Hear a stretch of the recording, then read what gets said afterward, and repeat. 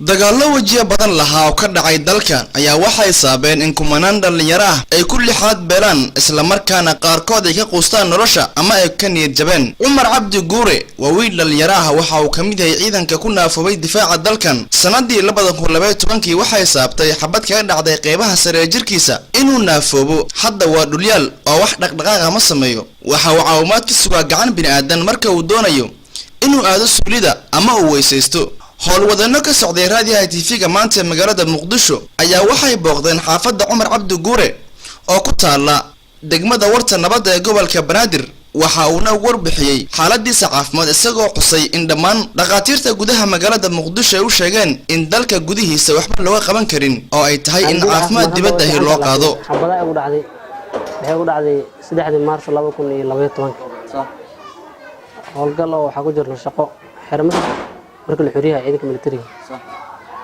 markaas ay u dhacday ilaa hadda naafa waajifa aada caafimaad ma sarkin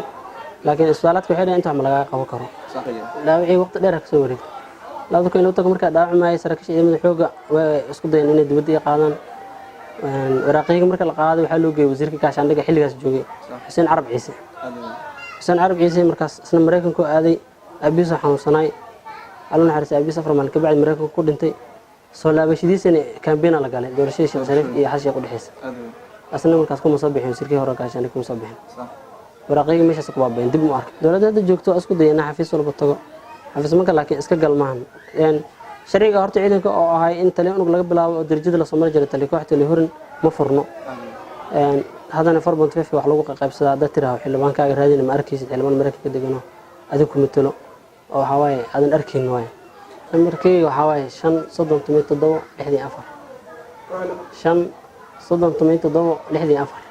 socdaalkoodii maanta ay ku tageen hoyga Cumar Cabdi Guure ayaa waxay gaarsiiyeen afar yar ay ku ururiyeen barnaamij ka baxay idaacadda maanta magaalada Muqdisho kaasoo igu magac dareen afuri walaalkaaga. agaasimaha TV-ga ee raadiyaha maanta ee magaalada Muqdisho oo deeqda lacagta ay guddoonsiiyay dhibane Cumar Cabdi Guure ayaa waxa ummadda Soomaaliyeed ku buriyay inay garab istaagaan. laakiin ummadda Soomaaliyeed gabi ahaantoodba waxaan ugu baaqayaa waan ku bogaadinayaa in wiilkan dhalinyarada ah mustaqbal kale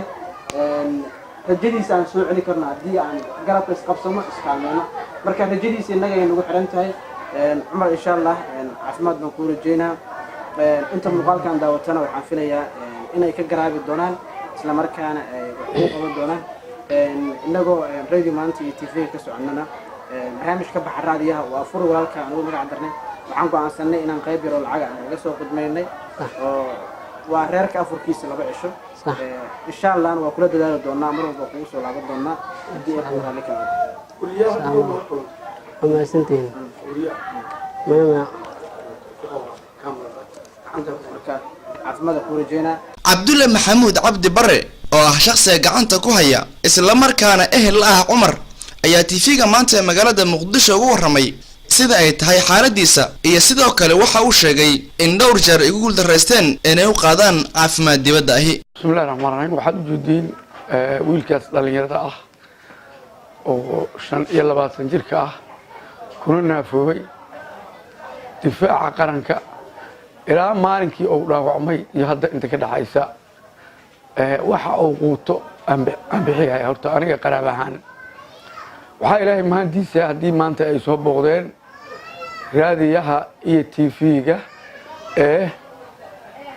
maantay ay soo booqdeen meeshana ay ku siiyeen afur dhowr maalmood asaga afuriya ninkaas maalinka uu dhaawacmay hadda inta ka dhaxayso afurkiisa ama xataa kirada ama raasumaalkiisa aniga dhiibay oo kaas uu ku jiro xataa maaragtay kateetarkeeda oo maaragtay dilaa yiraaho maalinka bil kasta 25keeda hadii ay dhaafto aan la helay aniga ayaa isu dayay in aan bixiyo marka waana awoodi waayay runtii in loo qaado meelo badan oo marnay sida Digfeer wasaaradda gaashaandhigga Turkiga wasaaradda caafimaadka intaas oo dhan waan marnay haddana way noo suuragali weyday in aan maaragtay dilaa yiraaho meesha dadka wadanka wuxuu qaban kara inaan gaarno ama aan gaarsiino way noo suuragali weyday waxaan ka codsanaynaa marka qaraabada ehelada iyo dadka islaamka ahba ninkaa 25 jirka ah oo ujeediin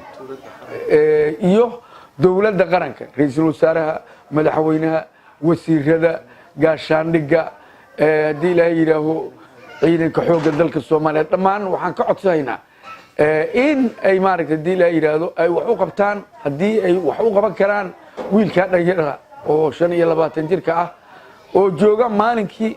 la iska haleelay ama qoyskiisa ama qaran ahaan la isugu haleelay jooga maanta waxaan ka codsanaynaa dawladda ugu horeeyay madaxweynaha oo ugu ku xigay wasiir maaragtay diilar ra'iisul wasaaraha oo ku xigay wasiirka gaashaandhiga oo ku xigay abaanduulaha ciidamada oo ku xigay taliyaha lugta ilaa heer gaashaandhig iyo wasiirada xildhibaanada dhamaantood dawladda dhamaantood waxaan ka codsanaynaa hadii ay wax u qaban karaan inay wax u qabtaan waana mahadsantihiin insha Allah maaragtay diilaa yiraahdo waxaan rajaynaynaa maalin oo maalmaha kamid ah hadii ilaahay aqbalo oo ilaahay oo aqbalo meesha uu ku caafimaad doono in uu tagayaan aaminsanahay wassalaamu calaykum waraxmatullaahi wabarakaatuh